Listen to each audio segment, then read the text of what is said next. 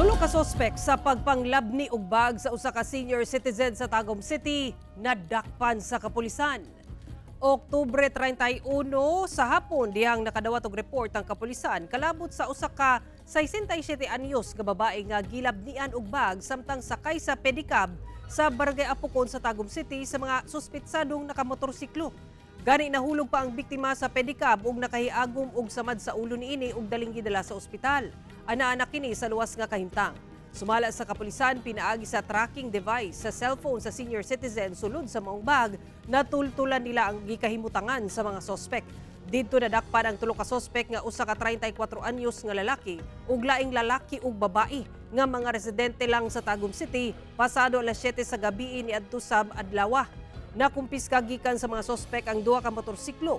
Gipasaka na og tukmang kaso ang mga sospek nga wala na mihatag og pahayag. Padayon ang investigasyon sa kapulisan kung doon na pabay laing mga insidente sa pagpanglabni ang gikalambigitan sa mga suspetsado.